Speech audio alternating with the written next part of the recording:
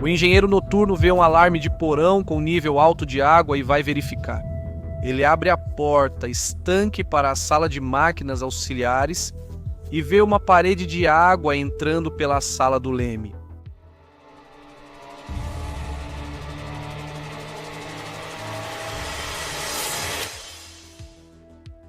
A Alaska Ranger foi construída em 1973 pelo estaleiro McDermott, na Louisiana, como um navio de suprimentos offshore.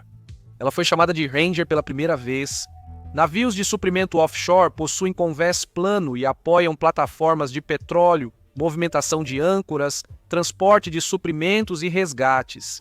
Ela tinha 58 metros de comprimento e 12 metros de largura, com um calado de 85 metros abaixo da linha d'água. Ela possuía 2 motores diesel de 16 cilindros, cada um com 3.520 cavalos. Em 1987, a Companhia de Pesca do Alasca comprou a Ranger e a enviou para a United Marine Shipbuilding em Seattle para uma grande conversão em um arrastão fábrica. O navio foi desmontado até o convés principal e reconstruído com piso de fábrica fechado e novos convéses de alojamento. Acima, as chapas de aço laterais foram erguidas em 2 níveis para cobrir a nova estrutura. Foram adicionados equipamentos de pesca extensivos, como rampa de popa, torre de pórtico e sistemas de arrasto. Após quase 2 anos, em maio de 1989, foi relançado como Alaska Ranger e se juntou à crescente frota de traineiras fábrica do Alasca. Diversos barcos de arrasto no Alasca eram navios de suprimentos convertidos, apesar de terem sido feitos para águas mais calmas e quentes do Golfo. A indústria do petróleo tinha um excedente de embarcações e mudanças nas regras que regiam os barcos de pesca os tornaram uma opção acessível. Os barcos fábrica da empresa de pesca Alaska e cerca de 20 outros no mar de Bering e nas Ilhas Aleutas faziam parte da frota da Emenda 80, que começou em 1982. A Emenda 80 é um programa de pesca que controla cotas, conservação e sustentabilidade. O programa licenciou um grupo de traineiras processadoras construídas antes de 1990 para gerenciar suas cotas como uma cooperativa. O programa priorizou embarcações antigas, feitas para capturas específicas, em vez de novas traineiras com instalações maiores e flexíveis. Isso fez com que as traineiras mais antigas continuassem ativas, mesmo com idade, desgaste e modificações. As traineiras fábrica podem processar, embalar, congelar e armazenar sua captura, o que permite que operem em áreas remotas do mar de Bering a uma certa distância do suporte de busca e salvamento. Os navios que operam nessas áreas podem encontrar gelo marinho, não o gelo polar pesado, mas ainda assim precisam de seções do casco reforçadas. Na conversão do Ranger para a traineira fábrica, o estaleiro instalou chapas grossas de metal de cerca de 12 metros abaixo do convés da fábrica até a linha d'água. Os proprietários, a empresa pesqueira Alaska, presumiram que esse reforço contra o gelo certificava o Alaska Ranger para águas geladas durante a conversão. A popa atrás do convés de arrasto foi construída para lançar e içar peixes a bordo com os equipamentos do navio. O Alaska Ranger possui 4 portas de arrasto de aço que funcionam como asas para abrir a rede e pesos pesados para manter o fundo da rede aberto. No meio da água, os equipamentos de popa sofriam impactos regulares das portas, pesos, redes e capturas içadas pela rampa de popa, frequentemente batendo com força em ambos os lados da rampa. Então, placas de desgaste foram soldadas em ambos os lados da rampa para reduzir danos. Essas placas, soldadas sobre o metal existente, deixaram pequenos espaços entre a estrutura do navio e as novas placas. Na parte mais traseira da embarcação, chamada de vazio de popa ou popa externa, o vazio de popa é um espaço selado que proporciona flutuabilidade para a embarcação. Ele é inspecionado por fora e por dentro para confirmar sua integridade. Em 1991, o Alaska Ranger adicionou bocais de corte para aumentar a eficiência do combustível. Um bocal de corte é um duto ao redor da hélice que melhora a eficiência em baixa velocidade e protege as bordas das lâminas da hélice. O Alaska Ranger usava 2 lemes convencionais do tipo PA, um atrás de cada hélice, operados a partir da casa do leme por um sistema eletrohidráulico. Cada eixo do leme ficava em um tubo estanque que ia do revestimento inferior do casco até abaixo da sala do leme. A base de cada tubo do leme era soldada ao casco.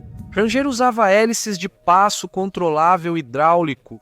As hélices normais que você pensa automaticamente têm passo fixo. A embarcação muda de direção através de uma caixa de engrenagens que altera o sentido de rotação da hélice. As hélices de passo controlável ajustam o ângulo de cada pá, de modo que a água é empurrada para um lado ou para o outro conforme a pá da hélice muda de ângulo. O passo positivo move o navio para frente, o passo negativo move para trás, enquanto o eixo da hélice gira na mesma direção. A hélice de passo controlável do Alaska Ranger usava um sistema de controle eletrohidráulico operado a partir da ponte. Originalmente, cada hélice tinha uma bomba elétrica e uma bomba acionada mecanicamente pelo seu motor.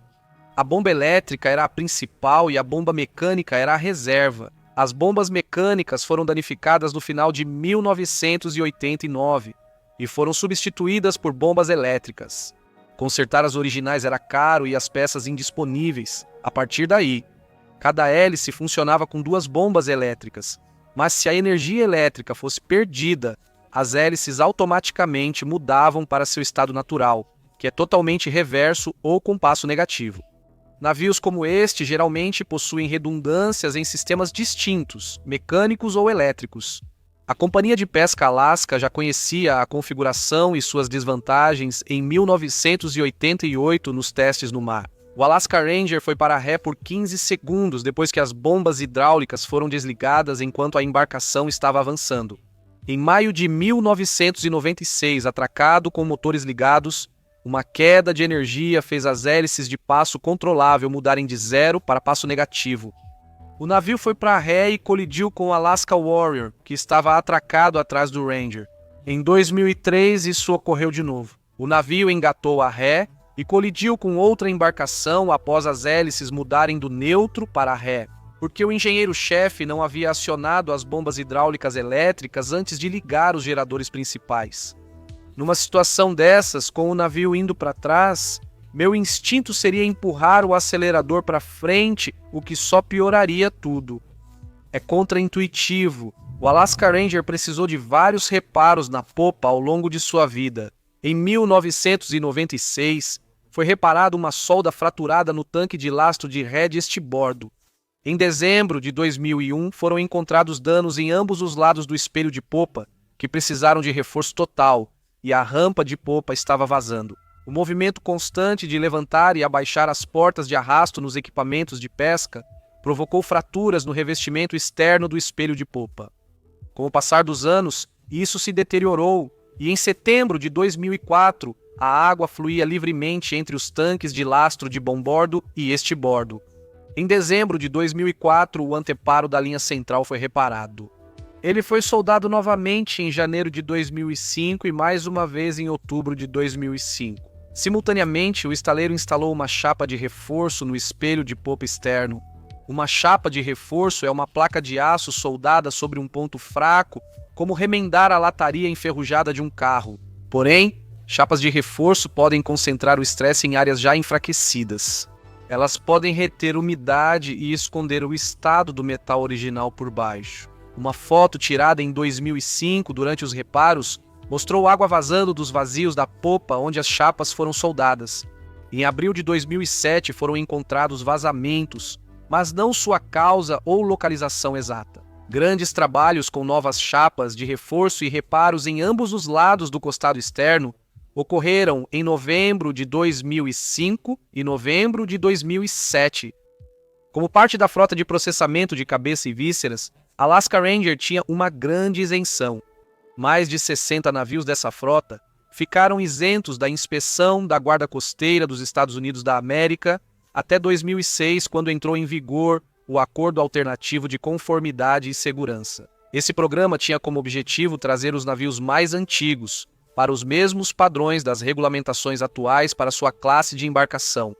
Em março de 2007, a Guarda Costeira publicou novas diretrizes para embarcações de pesca comercial, classificando-as em 3 tipos: pesca, apoio à pesca e processamento de pescado. A nova diretriz exigia conformidade e certificação atualizadas. Em janeiro de 2008, a Guarda Costeira informou que só 7 embarcações estavam totalmente em conformidade.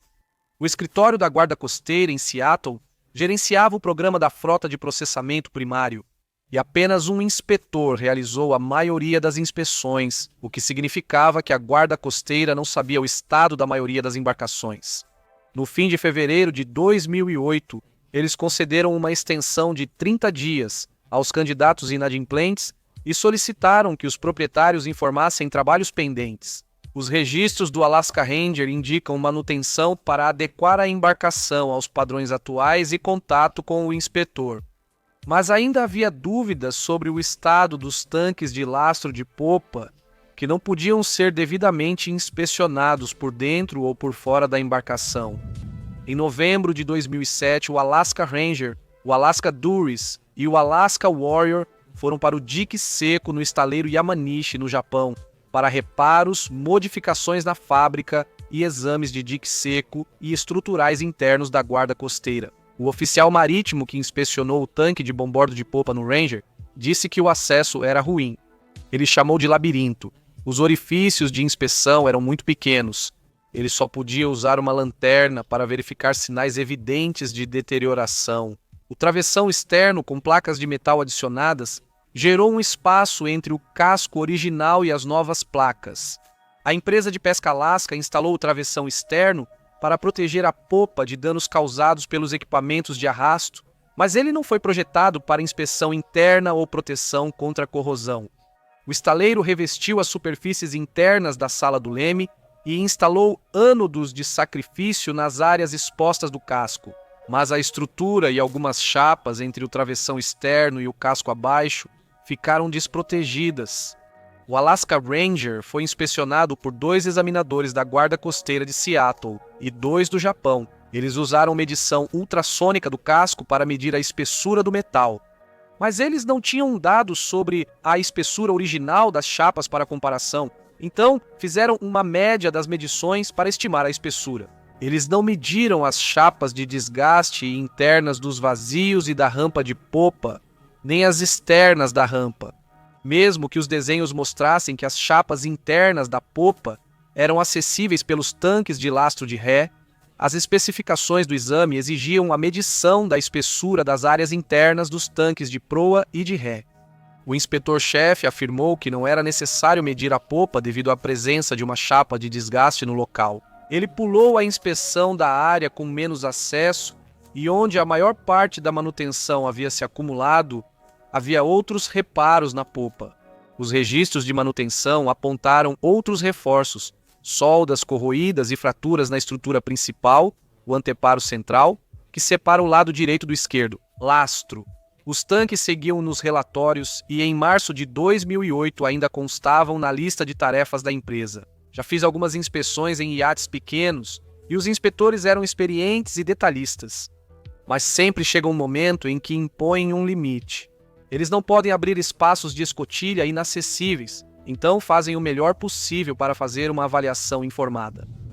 Na sexta-feira, 21 de março de 2008, Alaska Ranger entra no porto de Dutch com 45 tripulantes e 2 observadores de pesca. O gelo indo ao sul afasta a embarcação dos campos de pesca do Yellowfin Sol, encurtando a viagem. No porto, a tripulação troca o arrasto de fundo pelo de meia água para pescar cavalinha. Eles repõem mantimentos, mas para economizar tempo não descarregam o peixe. Pescado de 19 a 22 de março. O navio leva a tripulação de 3 organizações, o que é comum para embarcações de pesca como esta empresa pesqueira. A Alaska fornece 40 tripulantes, incluindo 2 oficiais de convés, 3 oficiais de máquinas, 2 cozinheiros, 1 comissário e 32 operários de fábrica. 5 tripulantes são japoneses empregados pela North Pacific Resources, uma filial americana da ANU Fisheries, que tem um acordo exclusivo para comprar todas as capturas da empresa pesqueira Alaska. Mestres de pesca estão a bordo para garantir o alvo das espécies corretas. Eles influenciam muito as operações, causando frequentes desentendimentos entre as tripulações americana e japonesa nos navios da empresa pesqueira Alaska. Equipes da fábrica trabalham em 3 turnos de 12 horas, com 6 horas de descanso divididas em 2 grupos. Enquanto a fábrica funciona 24 horas por dia, as condições são difíceis e a experiência varia de anos a apenas alguns dias. Um operário da fábrica se une no porto de Dutch. Antes de zarpar, já naveguei em mau tempo, embora não aqui, e não gostaria de trabalhar em um navio de pesca assim. Acredito que me sairia bem na navegação, mas não me vejo trabalhando no porão limpando peixe o dia inteiro. É um trabalho brutal. Alguns operários da fábrica também trabalham como contramestre ou marinheiro, atuando no convés durante a pesca e na fábrica quando preciso. O engenheiro-chefe japonês gerencia os sistemas de refrigeração, hidráulica e da fábrica. Os outros técnicos japoneses ajudam na pesca e na manutenção. A temporada vai de 20 de janeiro até outubro, com as espécies-alvo mudando ao longo do ano. O gelo marinho se forma no norte do mar de Bering até novembro, quando a água chega a cerca de 16°C. Até junho, a água congela a 18°C. O gerente de operações da empresa de pesca Alaska acredita que o casco é classificado para gelo, com seu aço reforçado acima e abaixo da linha d'água. Por isso, eles navegam em épocas em que o navio encontra gelo marinho. A empresa de pesca Alaska operava 7 embarcações do Alasca na época: Patriot, Spirit, Pioneer, Warrior, Victory, Durus e Ranger. O capitão Jacobson, de 65 anos, possui várias licenças. Ele trabalha na empresa de pesca Alaska desde 1985. Ele foi imediato em 4 navios da empresa de pesca Alaska e se tornou comandante do Alaska Ranger em março de 2008. Silveira, imediato de 50 anos, também tem licença de comandante. Ele foi comandante ou imediato nos 7 navios da empresa de pesca Alaska. Ele entrou para o Alaska Ranger como imediato em março de 2008. Desde 2007, o engenheiro-chefe Cook, de 65 anos, serviu no Alaska Patriot e no Alaska Victory. Ele foi para o Alaska Ranger em janeiro de 2008 e supervisiona 2 assistentes de engenharia em turnos. O mestre de pesca Kono-san navegou no Alaska Ranger desde 2005 como representante da empresa japonesa Anio. 2 observadores da Administração Nacional Oceânica e Atmosférica embarcaram na embarcação de 4 a 19 de março para monitorar as operações e coletar dados de captura usados na gestão de mais de 40 pescarias dos Estados Unidos da América. O Alaska Ranger transporta 55 trajes de imersão com luzes estroboscópicas, 3 botes salva-vidas infláveis para 20 pessoas com estrobos e um baliza de localização de emergência por rádio, que é um farol de emergência que transmite a localização para os socorristas de qualquer posição na superfície do globo. Os treinamentos mensais de segurança priorizam o uso dos trajes de sobrevivência, enquanto a equipe de emergência treina outros aspectos com menor frequência: combate a incêndio em navio abandonado, resgate de homem ao mar, bombeamento de água, controle de danos, envio de chamados de socorro e relato de alarmes com falha. A equipe de emergência é composta por um gerente, um líder, 3 operários, um marinheiro e um contramestre. O imediato e o engenheiro assistente também possuem credenciais de controle de danos ou segurança. Não há um orçamento dedicado à segurança nem um programa de treinamento escrito. Examinadores da Guarda Costeira afirmam que as tripulações da Companhia de Pesca do Alasca são profissionais, colaborativas e sempre demonstram preocupação com a segurança. No lazer náutico, o treinamento de segurança costuma ser opcional em vários países. É possível comprar um barco e navegar sem qualificação ou treinamento em segurança. No setor comercial, a segurança é regulamentada. Pouco depois do meio-dia de sábado, 22 de março de 2008, o Alaska Ranger deixa o porto de Dutch em direção ao Banco Patrol, cerca de 500 milhas náuticas a oeste, para pescar cavalas. Às 12h36, vento noroeste a 15, nós rajadas até 27, nós visibilidade cerca de 175 milhas náuticas e neve leve soprando.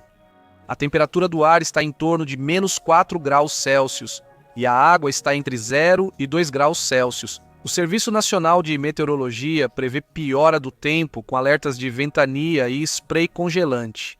Ventos de até 40 nós rajadas, de 55 nós ondas de 4 metros neve, e forte spray congelante do sábado à noite ao domingo. O gerente de operações da 23ª Companhia de Pesca do Alasca diz que a travessia até o Banco Patrol leva cerca de 2 dias e meio. A tripulação descansa ou assiste a filmes durante o trajeto. Às 19h, o engenheiro noturno substitui o engenheiro diurno e o imediato substitui o capitão no convés. Por volta das 2h de domingo 23 de março, o imediato faz vigia e a travessia segue tranquila. Ele recebe uma ligação via satélite do imediato do Alaska Spirit, que está a cerca de 100 milhas náuticas atrás, também indo ao Patrol Bank. Eles conversam por 25 minutos sem mencionar preocupações. De acordo com a previsão, o tempo piorou, com ondas médias de cerca de 2,5 metros e ondas ocasionais de até 5 metros abaixo do convés. A situação não está calma. Por volta das 2h, o imediato atende a ligação do Alaska Spirit. O engenheiro noturno vê um alarme de porão indicando alto nível de água na sala do leme e vai verificar. Para chegar à sala do leme, ele deve passar pela casa de máquinas, pelo compartimento de máquinas auxiliares e entrar na sala do leme na parte traseira do navio. Ele abre a porta estanque para o compartimento de máquinas auxiliares e vê uma parede de água entrando. A sala do leme está atrás do compartimento de máquinas auxiliares e a sala da rampa acima dela. Não está claro se a água está vindo da sala da rampa ou da sala do leme. Ele fecha a porta e bate nos trincos até as vedações pararem de vazar. Ele liga para a casa do leme da sala de hidráulica para relatar um grande alagamento e diz ao imediato para soar o alarme geral. Então ele liga para o chefe de máquinas às 02h30, o imediato soa o alarme e a maioria da tripulação se reúne na casa do leme. Enquanto a emergência controla danos, o engenheiro noturno aciona as bombas de porão e lastro para remover a água da sala do leme, compartimento de máquinas auxiliares e casa de máquinas. Em seguida, ele vai até a sala da rampa na parte de trás do navio. No convés da fábrica, as 2 portas estanques da sala da rampa estão abertas. Está quase na altura dos joelhos de água. A equipe de emergência traz uma bomba de emergência portátil da oficina. Mas antes que consigam ligá-la, o engenheiro noturno e o engenheiro-chefe japonês dizem para eles se reunirem na casa do leme e se prepararem para abandonar o navio. Os 2 engenheiros entram na sala da rampa, que está inundando constantemente, e tentam encontrar a origem da água que está entrando. Eles ouvem transformadores estourando quando a água atinge os painéis elétricos. Os engenheiros fecham uma das 2 portas estanques da sala da rampa e outra porta entre a oficina e o poço da escada para evitar o risco de eletrocução. O engenheiro-chefe japonês informa ao mestre de pesca que envia ele e um técnico japonês de volta à casa de máquinas. Várias vezes, ao verificar o nível de inundação, eles conseguem ver a água subindo rapidamente na casa de máquinas. Porão, mesmo com as escotilhas seladas às 02h36, a popa, parte traseira do navio, está baixa na água, mas ainda não submersa. O imediato do patrulheiro chama o espírito do Alasca e diz: "Venham, estamos tomando água na casa do leme."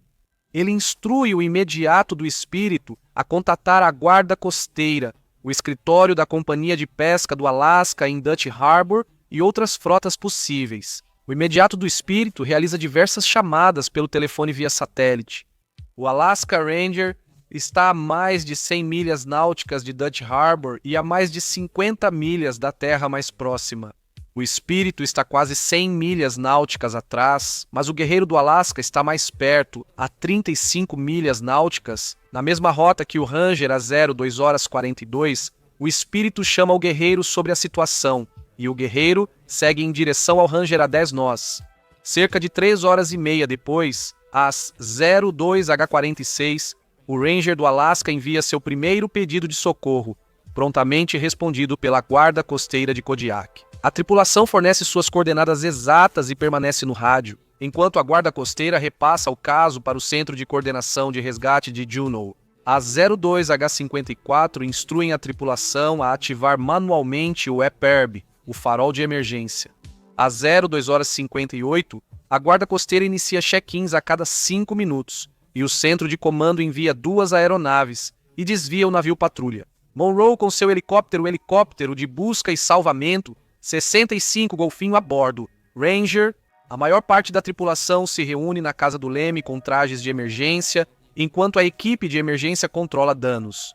Contar pessoas é difícil com as luvas grossas dos trajes, e a lista de presença está desatualizada. Mas o líder da fábrica ainda consegue contabilizar todos por causa do barulho e da fumaça. O capitão transfere a reunião para o convés aberto, enquanto o chefe de cozinha leva pequenos grupos para dentro para se aquecerem. A popa afunda cada vez mais até que as ondas invadem o espelho de popa e arrastam redes e equipamentos do convés de arrasto. O engenheiro do turno diurno ouve o chefe de máquinas relatar a perda do leme e que precisam abandonar o navio. Às 3h10, quase uma hora após o primeiro sinal de problema, a ponte informa a guarda costeira que perderam o leme. Com o motor principal funcionando, o engenheiro noturno e o capitão vão avaliar o alagamento na casa de máquinas. O capitão não quer ficar à deriva. A energia elétrica do navio falha por volta das 03h30.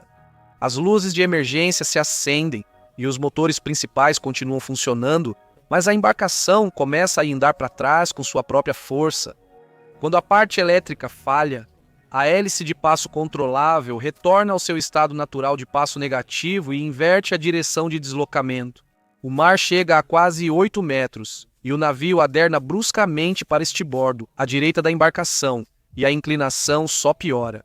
O capitão e o engenheiro noturno vestem seus trajes e às 4h02, o Alaska Ranger informa a guarda costeira que eles vão abandonar o navio em breve.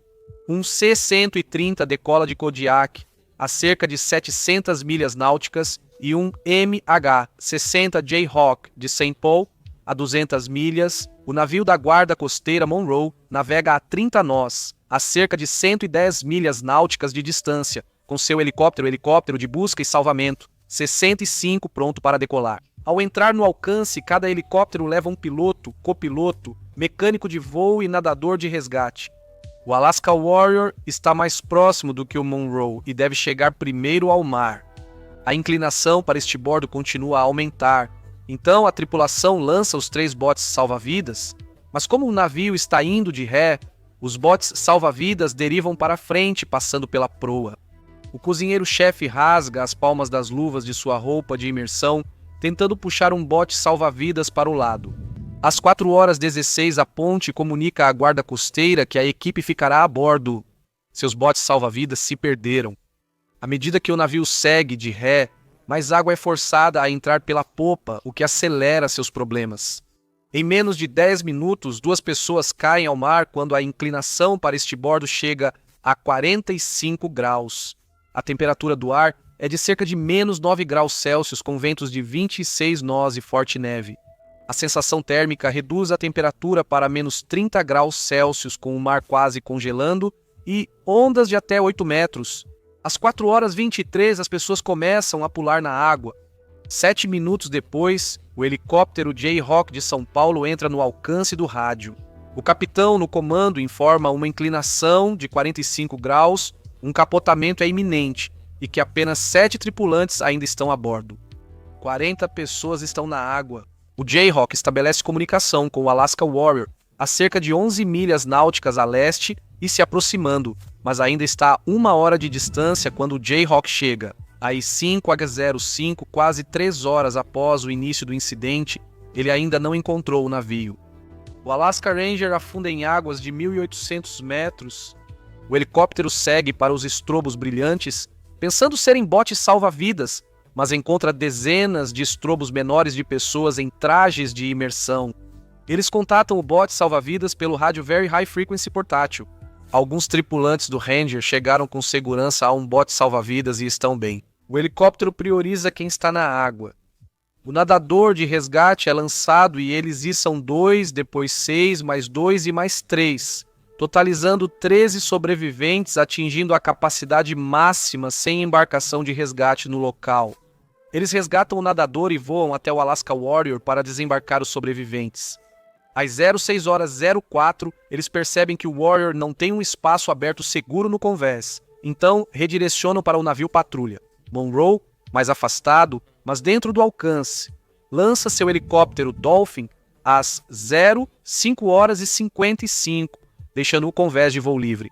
mas o Convés foi projetado para o menor helicóptero de busca e salvamento, 65, não para o maior helicóptero de busca e salvamento, 60.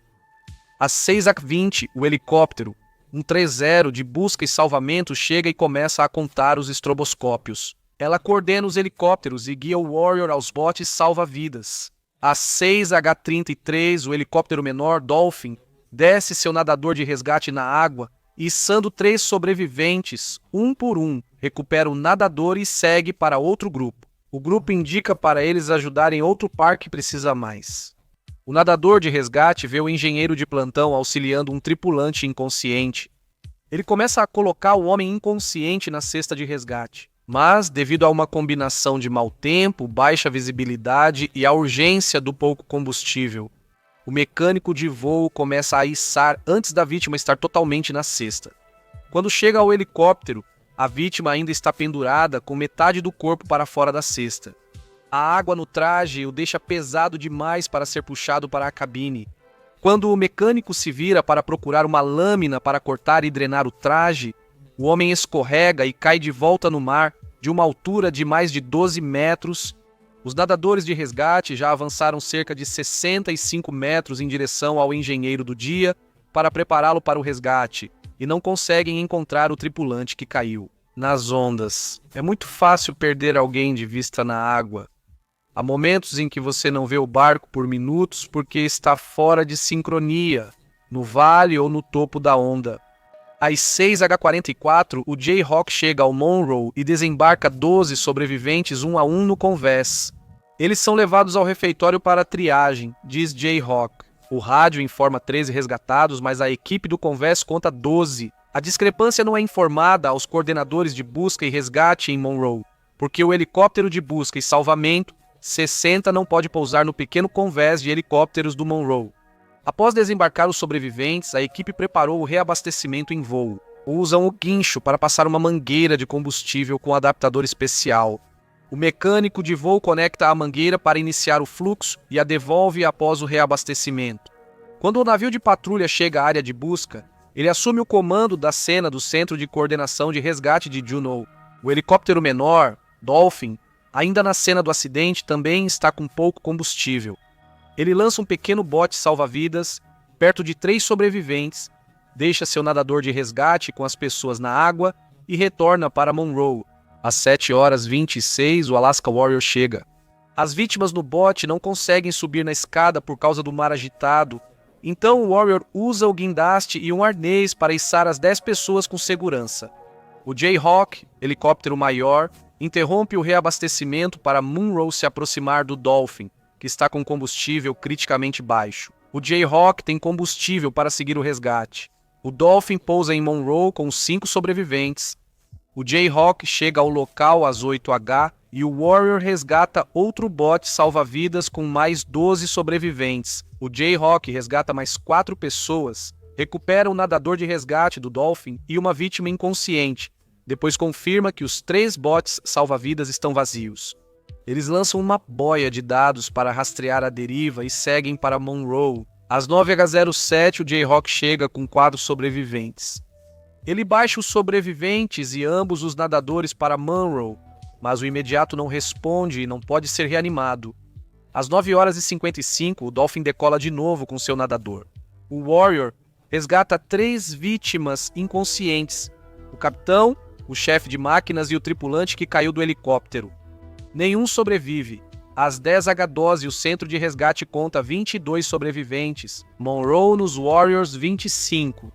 Um total de 47 tripulantes foram contabilizados e o comando da guarda costeira suspende as buscas.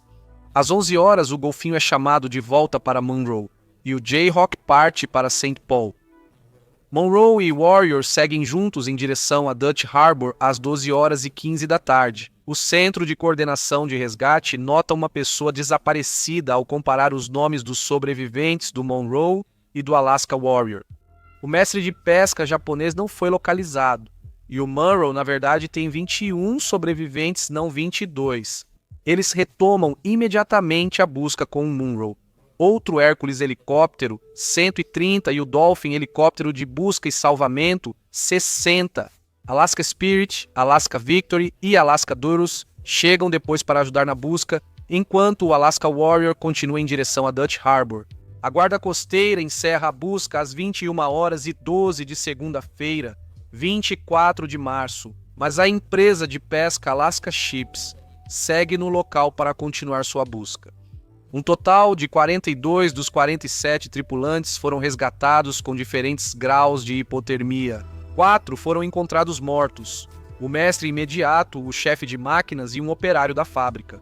O mestre de pesca nunca foi encontrado e foi dado como morto, com o navio repousando a 1.830 metros de profundidade. Os investigadores do National Transportation Safety Board e da Guarda Costeira confiaram em depoimentos, registros de serviço e documentos da empresa para reconstruir a linha do tempo dos acontecimentos. National Transportation Safety Board e Guarda Costeira afirmaram que o local exato da inundação na popa provavelmente nunca será conhecido, mas depoimentos e histórico de manutenção criaram um quadro abrangente. Depois que a água entrou pela primeira vez na casa do leme, a tripulação disse à guarda costeira que havia perdido o controle do leme e provavelmente um dos lemes. Se um eixo do leme caísse, abriria um buraco de cerca de 22 centímetros, equivalente ao diâmetro interno do anel de travamento no topo do tubo do leme.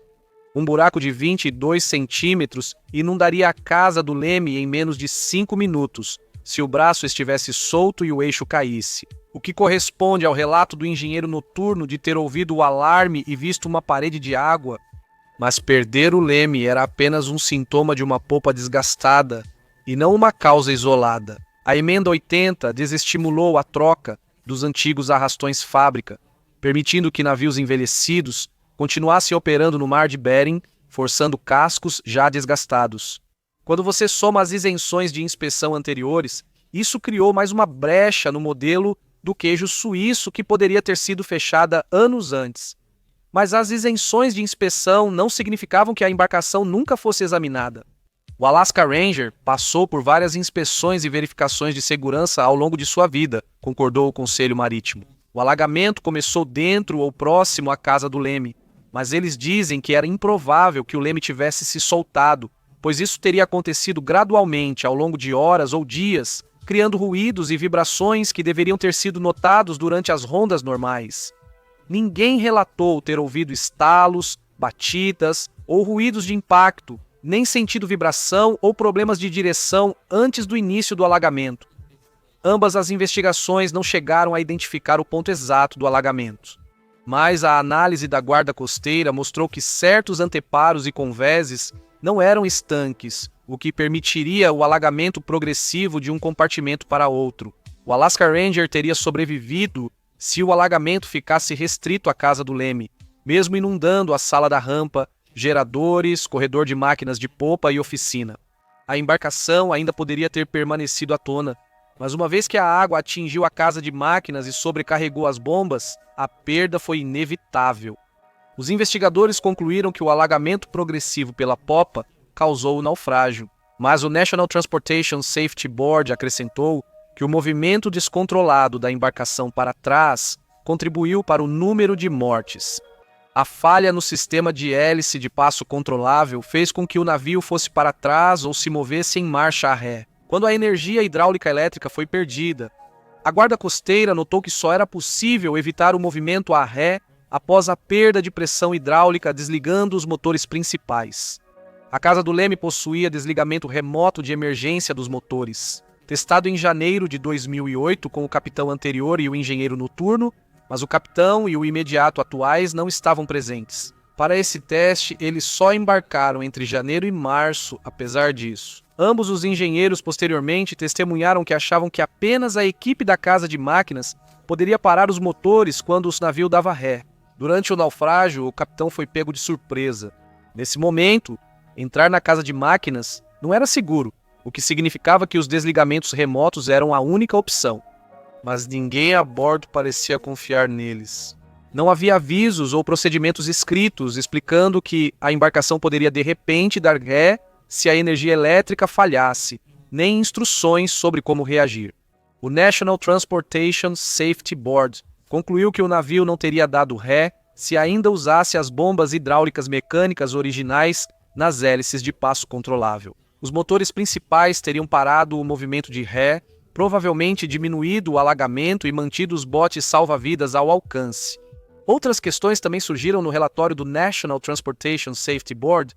Tripulação às vezes dormindo ou bebendo durante o trabalho, apesar da política de tolerância zero da empresa de pesca do Alasca. O relatório toxicológico dos tripulantes falecidos indicou sobriedade, mas os sobreviventes não foram testados. Uma inspeção da embarcação em 2006 avaliou o Alaska Ranger em cerca de 55 milhões, com um custo de substituição de aproximadamente 15 milhões. Nunca houve resgate ou inspeção remota dos destroços. Em 2016, o Alaska Dura afundou por baixa integridade à prova d'água, permitindo o alagamento da casa de máquinas. No início de 2017, a empresa de pesca Alaska encerrou suas atividades e vendeu seus ativos restantes.